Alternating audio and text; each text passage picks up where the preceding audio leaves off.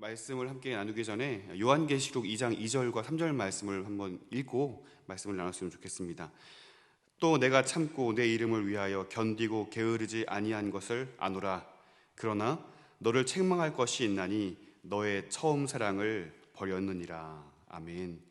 예수님께서 에베소 교회를 책망하며 주시는 말씀입니다. 근데 이 말씀을 묵상하면서 사울 왕이 참 생각이 많이 납니다. 그가 하나님을 위하여 열심을 낸 것도 분명히 있었지만 그에게 있어서 크게 잘못된 점이 있다면 그것은 처음 사랑을 버렸다라는 것입니다. 그가 하나님께 또 사랑을 받고 사무엘을 통하여 기름 부음 받고 이스라엘의 초대 왕으로 세움 받아서 활약을 하고 또 하나님께서 기뻐하실 만한 일들을 분명 했음에도 불구하고 그는 그 자리 왕좌를 너무나 집착하였고 그 왕좌를 하나님보다 사랑하였고 그 결과 하나님을 밀어내고 그가 스스로 이스라엘의 상왕이 되어서 백성들을 위해 군림하려는 어리석은 모습이 이 말씀을 통하여서 분명히 보게 되는 것 같습니다. 아말렉과의 전투는 사울이 이끄는 이스라엘의 대승이었죠. 아말렉 왕도 사로잡았고 전쟁에서 승리한 자들의 의무인 전리품도 확실하게 챙겼습니다. 하지만 이 전쟁은요, 외형적으로는 완벽한 승리인 것처럼 보였을지는 몰라도 그 전쟁은 영적인 의미로는 완벽한 실패요 패배였다는 사실을 오늘 본문을 통하여 우리는 확인하게 됩니다. 그 이유가 무엇입니까? 오늘 19절 말씀 보시겠습니까?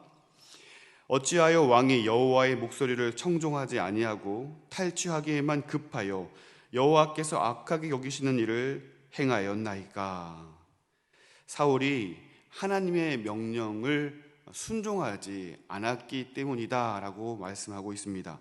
여러분, 이 전쟁의 목적이 무엇이었나요? 이 전쟁의 목적은 악인들의 심판이었습니다. 18절 말씀도 이렇게 기록하고 있죠. 죄인 아말렉 사람을 진멸하되 다 없어지기까지 치라 하셨거늘. 아멘. 하나님은 사울을 통하여 죄에 대한 완전한 심판을 명령하셨지만 사울은 이 전쟁을 죄에 대한 심판으로 생각하지 아니하고 자신의 왕위를 드높이는 것으로 이해했다는 것입니다. 헤렘, 진멸의 심판을 가볍게 여기고 아말렉 왕을 살려두어서 백성들의 환호를 기대하였고 또 전리품을 챙겨서 군사들의 사기를 드높이고 또 군사들로 하여금 충성할 것을 꾀하는 데 이 전쟁을 사용했다는 것입니다. 결국 사울 왕의 실패의 원인은 이스라엘에 있어서 상황, 여호와 하나님을 끌어내리고 자기가 그 상황의 자리에 앉아서 백성들 위에 군림하기를 원했다는 것입니다. 실제로 사무엘과의 대화 중에도 이러한 자기가 왕이 되고자 하는 그 욕망을 유감없이 표현하고 나타내고 대화 중에 의식을 드러내고 있는 것을 우리가 확인할 수 있게 됩니다. 세 가지로 좀 볼 수가 있을 텐데요. 첫 번째는 명령에 대한 가벼운 태도를 사울이 보이고 있다는 것입니다. 20절과 21절 말씀을 보시기 바랍니다.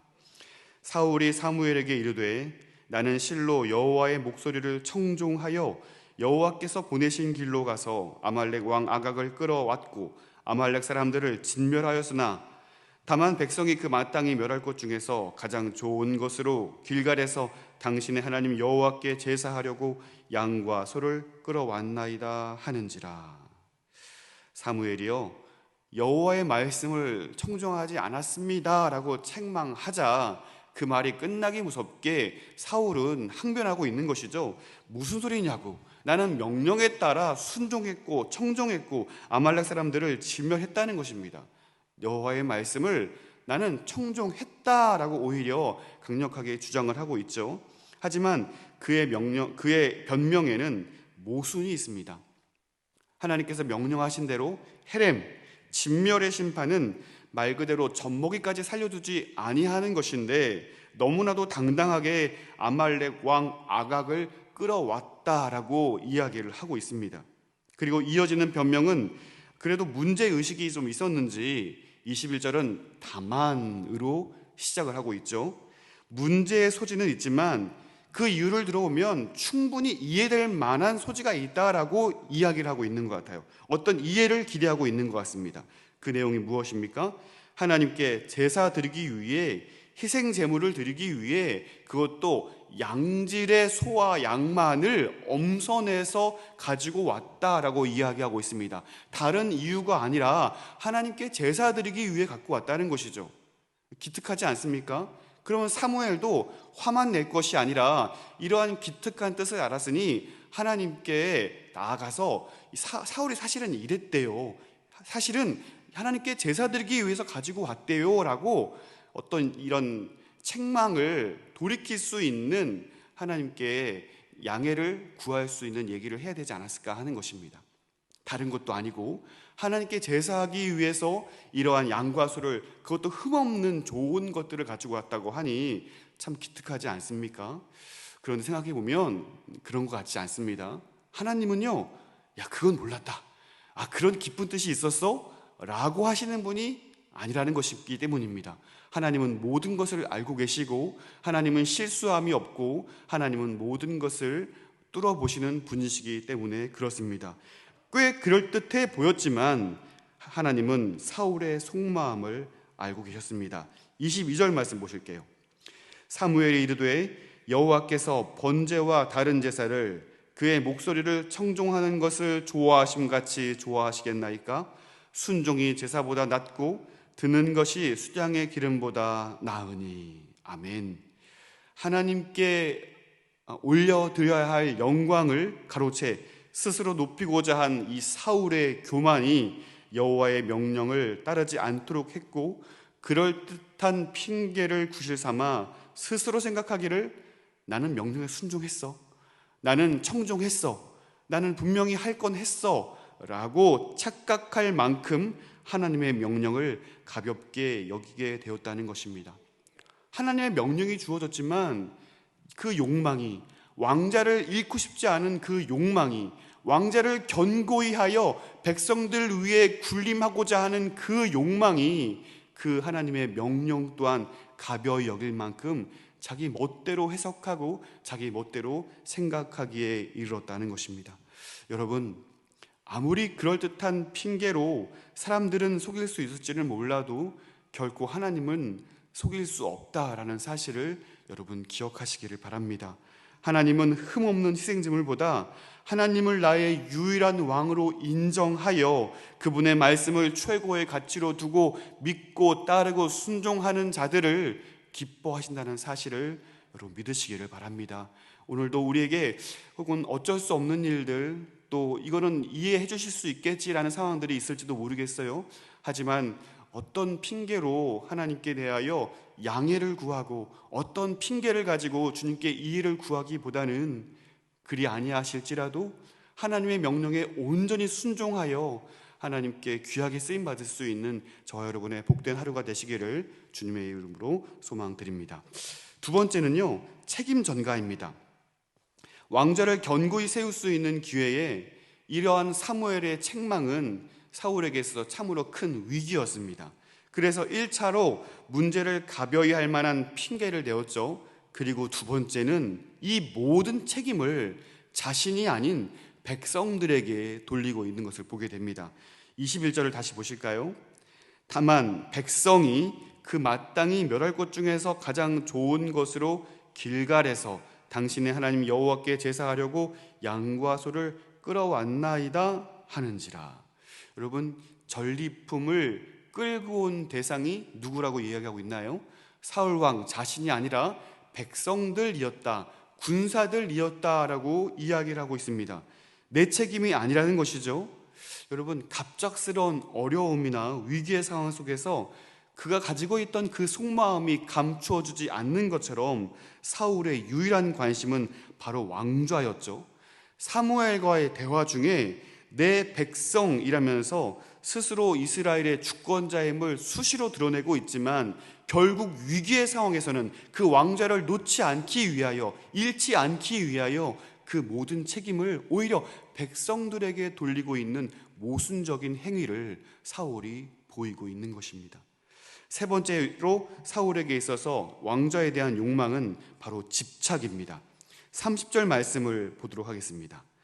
사울이 이르되 내가 범죄하였을지라도 이제 청하옵나니 내 백성의 장로들 앞과 이스라엘 앞에서 나를 높이사 나와 함께 돌아가서 내가 당신의 하나님 여호와께 경배하게 하소서 하더라. 하나님께서 사울을 버려 더 이상 이스라엘의 왕이 되지 못하게 하겠다는 말씀을 듣자 잘못을 시인하여 용서를 구하는 듯 합니다. 하지만 이 용서를 구하는 것마저도 진실한 죄에 대한 인정은 아닌 듯 보입니다. 떠나려는 사무엘을 붙잡고 함께 하나님께 예배드릴 것을 간구하죠. 함께 예배드리자는 것이 무슨 문제가 되겠냐라고 이해할 수는 있겠지만, 사실 사울 왕이 사무엘을 간청하여 함께 예배드리자는 데에는 분명한 이유가 있었다는 것입니다. 사울은요, 사무엘에게 함께 예배드리자는 이 예배를 정치적인 목적으로 사용하고 있다는 것입니다. 비록 지금 이 위기적인 상황이 있지만 사무엘이 자신과 함께 예배드린다라는 것은 하나님께서 여전히 사울 왕을 하나님이 인정한다는 것이고, 그 왕위를 계속해서 이어나간다, 하나님께서 그와 함께 하신다는 것을 암시하고 있기 때문에 그렇습니다. 사울 왕은 이것을 분명히 알았고 사무엘과 함께 이 제의를 드림으로 여전히 내가 이스라엘의 왕이라는 것을 백성들 앞에 보여주기 위함, 그러니까 이 예배를 정치적인 목적으로 사용하기 원했다는 것입니다. 무엇보다 30절 말씀을 보시면 정치적으로 이 예배를 사용하기 위해서 이렇게 얘기하고 있습니다. 내 백성의 장로들 앞과 이스라엘 앞에서 나를 높이사. 예배의 목적이 무엇입니까? 그것은 하나님을 높이는 것입니다. 하나님만을 우리의 유일한 왕으로 인정하고 모든 영광을 하나님께 올려드리는 것이 예배의 목적이지만, 사울의 예배의 목적은 달랐던 것 같습니다. 나를 높이기 위함이었다는 것이죠. 잘못은 했더라도 이 왕자만큼은 절대로 잃고 싶지 않다는 것입니다. 얼마나 간절했냐면 이 왕자에 대한 집착을 이렇게 표현하고 있어요. 27절 말씀 보시면요, 사무엘이 가려고 돌아설 때에 사울이 그의 겉옷자락을 붙잡음에 어떻게 해요? 찢어지는지라.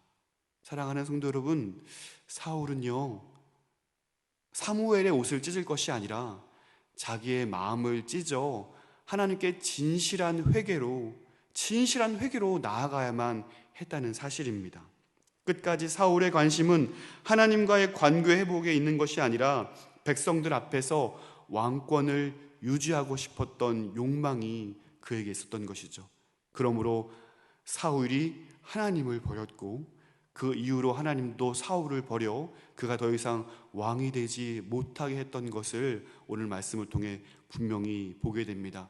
사랑하는 성도 여러분, 하나님께서 우리에게 참 많은 것들을 주셨습니다.